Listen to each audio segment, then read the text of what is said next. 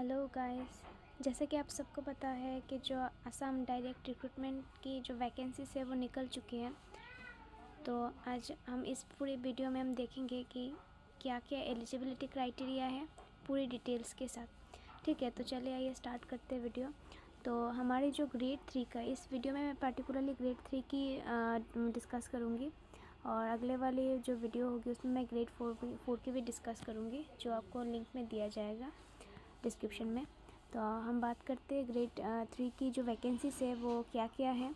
तो इस पर आप देख सकते हैं कि तो 7600 नंबर्स की वैकेंसीज निकली हुई है क्लास 3 की, दैट इज़ ग्रेड 3 की। और इसमें 3 कैटेगरी की है। ठीक है, पहले आप देख सकते हैं कि पहला जो है वो बैचलर डिग्री वाले हैं। दूसरा है आपका एच एस जो है दिए, जैसे कि आपकी हायर सेकेंडरी दिए हुए 12 दी है, उसकी एक कैटेगरी है। और 3 नंबर जो है वो है आपका जो HSLC पास है पर वो ड्राइविंग में है। ठीक है, ड्राइविंग में अगर होगा तो सही। और फिर हम बात करते हैं उसमें अगर सब कैटेगरी है आपका बैचलर डिग्री है, अगर आपका उसमें कैटेगरी दी हुई है। एक है पूरी बैचलर डिग्री, ठीक है, सिर्फ बैचलर डिग्री होने वाले एक कोटा में रहेंगे। दूसरी रहेंगे जो बैचलर डिग्री है और उनके पास कंप्यूटर सर्टिफिकेट है 6 मंथ्स की 6 मंथ की होना चाहिए उनके पास। जो कंप्यूटर है उनकी सर्टिफिकेट जो है वो डिप्लोमा हो सकती है जो 6 मंथ की होगा। ठीक है, उसके बाद है आपका और एक कैटेगरी दी गई है bachelor degree with computer certificate and stenography certificate. Okay, stenography certificate अगर रहेगा आपके पास, उसका और एक डिवीज़न दिया गया है। उसके बाद दिया गया है अगर बैचलर डिग्री है इन लाइब्रेरी साइंस, अगर लाइब्रेरी साइंस में आपका बैचलर डिग्री है तो उसका अलग कैटेगरी दिया गया है। ठीक है, और diploma of minimum 6 month of duration from recognised. Okay, computer certificate भी होना चाहिए, साथ में कंप्यूटर सर्टिफिकेट भी होना चाहिए, सिर्फ लाइब्रेरी साइंस नहीं होगा, लाइब्रेरी साइंस के साथ साथ कंप्यूटर सर्टिफिकेट भी होना ज़रूरी है। ये गया पूरा बैचलर डिग्री, ये एक कैटेगरी में आता है। दूसरी कैटेगरी में आती है जो एच एस दी है, जैसे आपकी जो हायर सेकेंडरी होती है 12 होती है, अगर वो दी है आपने तो उसका एक वैकेंसीज है, वो कैटेगरी 2 में आता है। और कैटेगरी 3 में आता है जो HSLC दी है, जिस मैट्रिक दिए है जिन्होंने, और वो ड्राइविंग के लिए ड्राइविंग जो है उसमें अप्लाई कर रहे हैं तो होगा। उसके बाद आपके आता है जो वैकेंसीज किया आपको मेंशन किया गया है, वो वैकेंसीज टेंटेटिव है, मतलब वो फिक्स्ड नहीं है, उसका बदल भी सकता है और बढ़ भी सकता है, घट भी सकता है।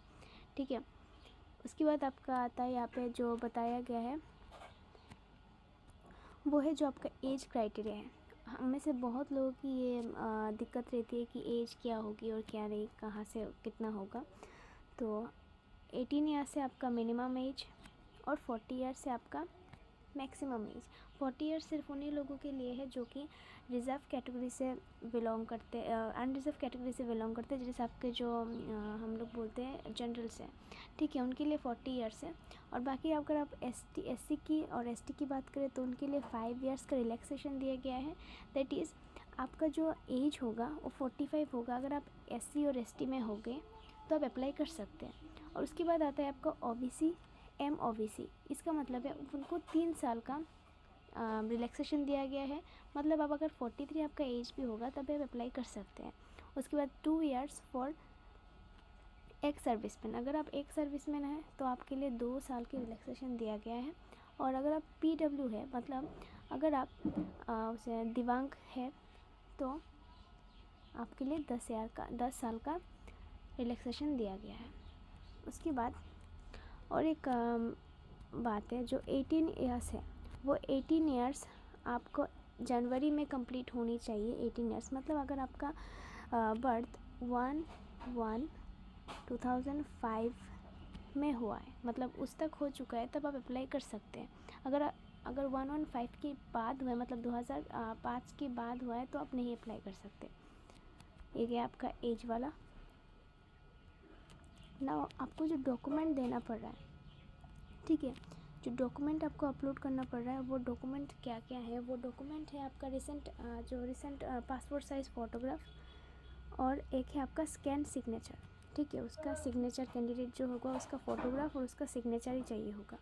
उसके बाद जो एप्लीकेशन फ़ीस है now look at the application fees. Application fees जो है वो पिछले साल हमारा एक लागू हुआ था, एक एप्लीकेशन फ़ीस आपको देना पड़ रहा था, SC ST सबको देना पड़ रहा था। तो इस बार जो है तो किसी को भी एप्लीकेशन फ़ीस देने की कोई ज़रूरत नहीं है, कोई भी फ़ीस नहीं लिया जाएगा किसी भी कैंडिडेट से नहीं, ठीक है। उसके बाद आपका प्रोसीजर बताया गया है कि आप कैसे क्या क्या प्रोसीजर होंगे, उसमें ये डिटेल्ड दिया गया है। अच्छा, इसमें सबसे बड़ी इम्पोर्टेंट बात है कि ये जो एप्लीकेशन है वो स्टार्ट होगी 10 नवंबर से, ठीक है। मतलब आज 1 तारीख के यहाँ 10 तारीख से स्टार्ट होगा और ये 29 दिसंबर तक चलेगा, ठीक है।